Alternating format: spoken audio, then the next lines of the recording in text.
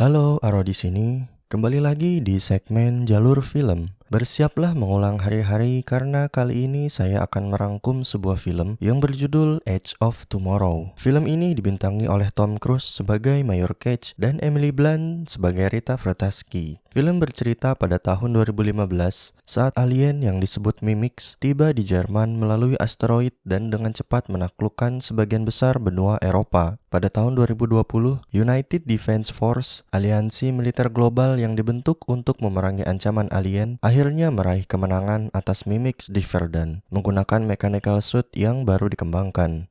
Dan inilah Edge of Tomorrow. Sebelumnya saya ingatkan lagi, konten ini adalah konten full spoiler. Jadi buat teman-teman yang belum nonton filmnya, saya sarankan untuk menontonnya terlebih dahulu. Kisah berawal saat seorang perwira militer Amerika, Mayor Cage, yang bekerja di bagian humas, tiba di London pada malam upaya terakhir umat manusia untuk menahan serangan pasukan alien di Prancis. Dia bertemu dengan Jenderal Brigham yang ternyata memaksanya untuk melakukan peliputan propaganda langsung di garis terdepan. Cage nggak setuju dan melawan, tapi dia kalah dan pingsan. Cage bangun di pangkalan militer dengan kondisi diborgol dan ditempatkan di bawah komando Sersan Farrell bersama Squad J. Di sini adalah awal mula kerumitan terjadi. Cage bingung karena dia bukan tipe tentara yang mampu turun ke lapangan. Namun, disinilah Cage. Dia dikirim ke medan perang tanpa jalan untuk kembali. Cage dipaksa memakai sebuah exosuit tanpa di-briefing tentang cara penggunaannya. Pendaratan di pantai benar-benar bencana. Dengan kebingungan gak tahu harus ngapain, Cage terus berjalan, menyaksikan peperangan yang terjadi yang lebih pantas disebut pembantaian. Dengan asal-asalan Cage mengutak-atik exosuitsnya dan gak sengaja berhasil membunuh alien. Sesaat Cage tertawa puas dan segera menyadari kalau ada alien di belakangnya. Cage bingung karena gak tahu cara mengisi ulang peluru. Dalam keputusasaan, Cage mengambil bom di dekatnya dan memilih mati bersama alien. Bom pun meledak. Luka-luka Cage bercampur dengan darah alien. Meskipun dia belum mengetahuinya, ini memberinya kemampuan untuk menyetel ulang hari itu. Dia bangun di pangkalan lagi dengan sepanjang hari berulang seperti sebelumnya. Setelah mati beberapa kali, Cage bertemu Rita Vrataski, pahlawan dari pertempuran sebelumnya, The Angel of Verdun. Dan Rita tahu apa yang Cage alami. Rita meminta Cage untuk menghubunginya saat sudah terbangun.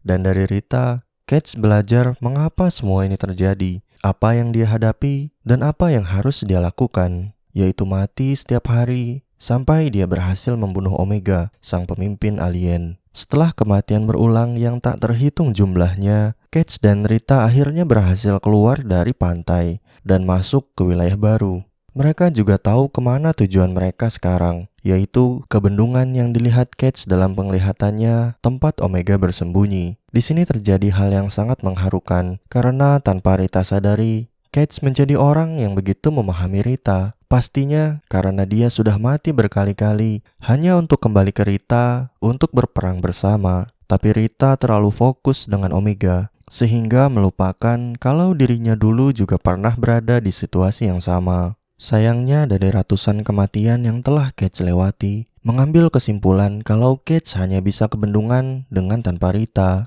Artinya Rita gak akan selamat jika tujuan mereka ke bendungan. Cage pun sampai di bendungan tempat Omega berada, hanya untuk menyadari kalau semua ini hanyalah jebakan. Dia nyaris lolos dan harus memulai kembali. Cage pun menyampaikan hal ini kepada Rita, bahwa bendungan merupakan suatu jebakan. Opsi yang tersisa adalah menggunakan alat milik Dr. Carter yang mampu menghubungkan dirinya dengan Omega. Karena sekarang mengalir darah alpha alien di dalam tubuh Cage. Namun yang menjadi masalah, alat itu berada di brankas milik Jenderal Brigham. Cage dan Rita pun sampai di kantor Jenderal Brigham, tempat di mana semua ini dimulai, dan berhasil mengambil alat tersebut. Saat Cage dan Rita menemukan keberadaan Omega yang sebenarnya, mereka dikejar para tentara dan berakhir dalam kecelakaan mobil. Cage ditangkap. Akibat pendarahan yang Cage alami, dia kehilangan kekuatannya untuk mengatur ulang hari. Dan dia mengira Rita sudah mati. Dia menghadapi bencana. Nggak berselang berapa lama, Cage diselamatkan oleh Rita. Cage dan Rita pun berhasil melarikan diri. Cage pun meminta bantuan dari Squad J